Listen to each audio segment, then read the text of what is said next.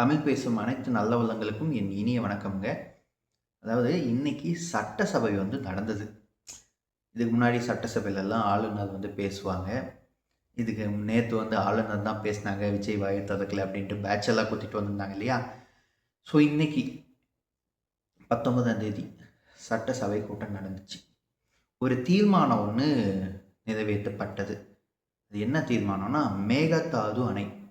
அதாவது கர்நாடகாவிலேருந்து தமிழ்நாட்டுக்கு வரக்கூடிய தண்ணியை தடுக்கிறதுக்காக மேகதாதுல டேம் கட்டுறதுக்கான ஒரு ப்ராஜெக்டில் கர்நாடக அரசு ஈடுபட்டுருக்கு.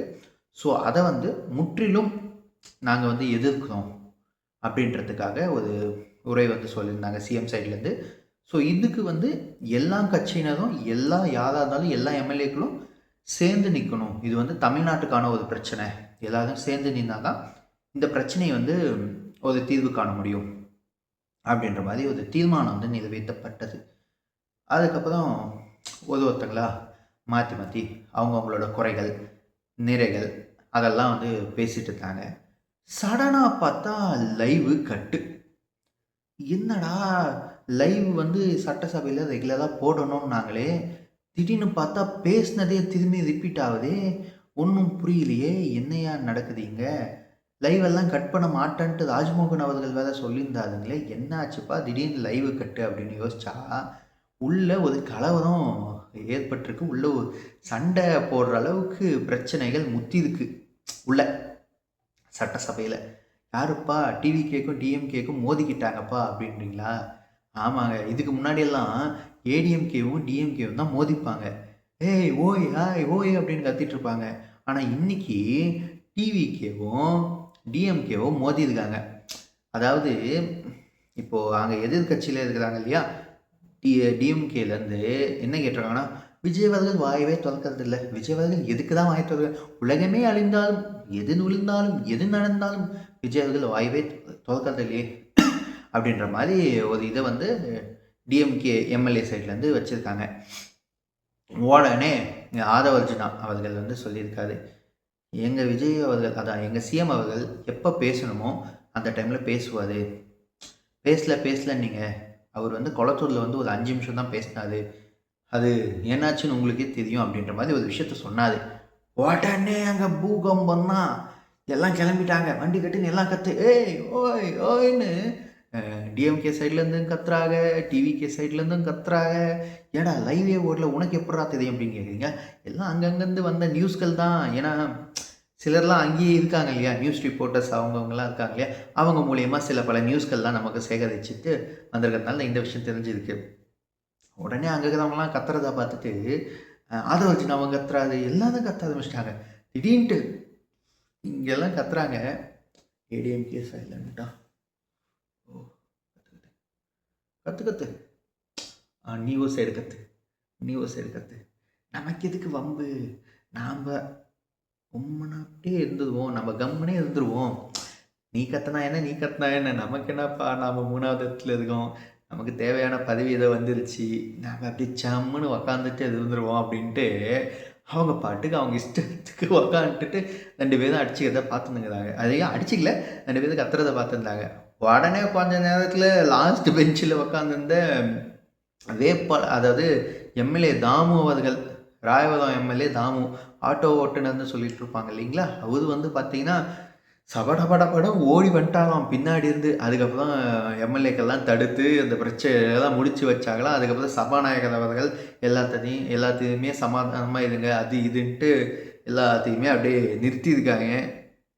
இதில் வேற இந்த அரசு ரொம்ப மெத்தன போக்காக இருக்குது, மெத்தனமாக, அதாவது ரொம்ப ரொம்ப டல்லாக செயல்படுறாங்க அது இதுன்ட்டு வேற எதிர்கட்சி சைட்லேருந்து சில இதெல்லாம் வந்தது. உடனே செங்கோட்டையன் அவர்கள்லேருந்து இந்த மெத்தன போக்குன்ற வார்த்தை நீங்கள் இதில் நீக்கிடுங்க, அப்படியெல்லாம் கிடையாது அப்படின்ற மாதிரி ஒரு விஷயத்தெல்லாம் பதிவு பண்ணிட்டு போயிருக்காங்க. ஏன்னா அந்த இதிலெல்லாம் பார்ப்போம் இல்லைங்களா, ஒரு 10 வருஷத்துக்கு முன்னாடி பார்த்திங்கன்னா ஸ்டாலின் அவர்கள் அப்படியே ஒரு 4 பேர் தூக்கின்னு வருவாங்க பாருங்க, சண்டையெல்லாம் போட்டு சட்டையெல்லாம் கிழிச்சிட்டு. அது இப்போ தான் அது சூடு பிடிக்குது. இதுக்கு முன்னாடி டிஎம்கே ஏடிஎம்கேன்னு அச்சு புச்சுன்னு சேரெல்லாம் தூக்கி அடிக்கிறதும் சட்டை கிழிக்கிறதும் எல்லா வேலையும் பண்ணிகிட்டு இருப்பாங்க. ஸோ இப்போ வந்து பார்த்திங்கன்னா ஏய் ஓய் அப்படின்ட்டு டிவிக்கும் டிஎம்கேவும் மாற்றி மாற்றி பண்ணிகிட்ருக்காங்க. ஸோ இது ஒரு மாதிரி டிஃப்ரெண்ட்டான இதாக தான் இருக்க போகுது. திரும்பியும் மண்டே அண்ட் டியூஸ்டே 2 நாளுமே சட்டசபை கூட போகிறது. அன்னைக்கு இங்கே நடந்தது இன்றைக்கி நடந்தது எல்லாத்தையும் சேர்த்து அன்றைக்கி எது பேசுவாங்களா பண்ணுவாங்களான்ட்டு பொறுத்துந்து பார்ப்போம். அப்புறம் விஜயவர்தன் வந்து பார்த்திங்கன்னா என்னப்பா மக்களே சந்திக்க மாட்டேன்றாரு. டெய்லியும் யாராவது ஒரு பிரபலங்கள் வராங்க, யாருன்னா ஒரு நடிகர் வராங்க, அவங்க கூடவே சேர்ந்து வந்து ஃபோட்டோவாக எடுக்கிறாதப்பா, அதெல்லாம் கொஞ்சம் தவிர்த்து சொல்லுங்கப்பா அப்படின்ட்டு எல்லாரும் சொல்லிட்டு இருக்காங்க. பட் நிஜமாக அதுவும் உண்மைதான்.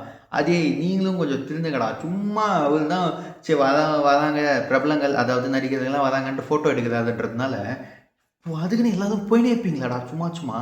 அவருக்கும் 1008 வேலை இருக்குதுடா, அந்த வேலையும் பார்க்க விடுங்க. நீங்கள் போகிறதுனால அவருக்கும் பார்த்தீங்களா கெட்ட பேர் ஆகுது. ஸோ இதெல்லாம் கொஞ்சம் தகர்த்துக்கிட்டிங்கன்னா நல்லது. ஏன்னா இன்னும் சிஎம் அவர்கள் மக்களை வந்து சந்திக்கல அப்படின்ற பிரச்சனை நிறைய போயிட்டுருக்கு. இல்லை சட்ட ஒழுங்கு பிரச்சனை சிரிக்குது அப்படின்ற மாதிரி தான் டிஎம்கேலேருந்து உதயநிதி ஸ்டாலின் ஒரு கவுண்டர் சொல்கிறாரு, ஏடிஎம்கேலேருந்து எடப்பாடி அவர்கள் ஒரு கவுண்டர் சொல்கிறாரு. அதாவது பாலியல் வன்கொடுமை, கொலைகள் அதெல்லாம் இந்த 33-34 நாட்களில் முதல்ல அவங்களுக்கே என்னென்ன நடக்குது, என்னென்ன கவுண்ட்டுன்ட்டு ஒழுங்காக தெரில. இவங்க வந்து மற்றவங்களை கொஷின் கேட்கறதுக்கு வந்துட்டாங்க. அந்த மாதிரி ஒரு சுச்சுவேஷன் தான் போயிட்டுருக்கு. ஸோ அதெல்லாம் கொஞ்சம் கம்மி பண்ணிக்கிட்டாங்கன்னா நல்லாயிருக்கும்.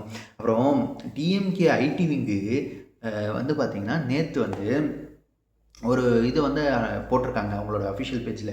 அதில் வந்து எல்லாமே கரெக்டாக போட்டுட்டு 2026 டேட்டுக்கு பதிலாக 2025 டேட்டை போட்டு விட்டுட்டு இருக்கிறாங்க.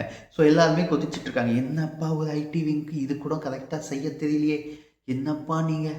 ஏன்னா ஜென்சின்னு சொல்லிட்டு ஜென்சி பசங்களை விட்டால் செய்வாங்க. ஃபுல்லாக 30 வயசுக்கு முத்தி போனவங்க, அதான் 30 வயசை தாண்டவங்க எல்லாத்தையும் கூட்டின்னு வந்து வச்சுன்னு யூ ஆர் ஜென்சி ஷிஷி அப்படின்னு சுற்றி இருந்தீங்கன்னு வச்சுக்கோங்க. அவங்களாம் ஜென்சி கிடையாதுங்க, எல்லாம் ஜென்ரேஷன்லாம் முடிஞ்சு போன ஜீஸு. அவங்களெல்லாம் கூட்டின்னு வந்துட்டு நாங்கள்லாம் ஜென்சி நாங்கள்லாம் ஆல்பா ஜென்சி அப்படின்ட்டு சுற்றி இருக்கிறதுக்கு பதிலாக தயவு செஞ்சு ஒரிஜினல் ஜென்சிலாம் கூட்டின்னு வாங்க. ஏன்னா இப்போ நான் கிருஷ்ணகிரி எங்கள் ஏரியாவில் 2-3 நாளாக பார்க்குறேன், எங்கள் ஏரியானா வர வழியில் பார்க்குறேன், பேனர் போட்டிருக்காங்க ஜென்சி மீட்டப் ஸ்கேன் பண்ணுங்கள் இல்லை ரிஜிஸ்டர் பண்ணுறதுக்கு ஜென்சி டிஎம்கேன்னு. இத்தனை வருஷமாக எல்லாம் போயிட்டு கோமாவில் இருந்தீங்களா இல்லை தூங்கின்னு இருந்தீங்களா? திடீர்னு ஒரு இடத்துல ஜென்சி மூலியமாக தான் விஜயவர்கள் வின் பண்ணிட்டாது அப்படின்ற ஒரு இது வந்த உடனே இப்போ போய் நீங்கள் எல்லாத்தையும் ஜென்சியை கவர் பண்ணி 5 வருஷத்துக்கு இன்னும் எலெக்ஷனுக்கு நீங்கள் இப்போ கவர் பண்ணிங்கன்னு வச்சுக்கோங்க, 10 நாளில் மறந்துடுவாங்க.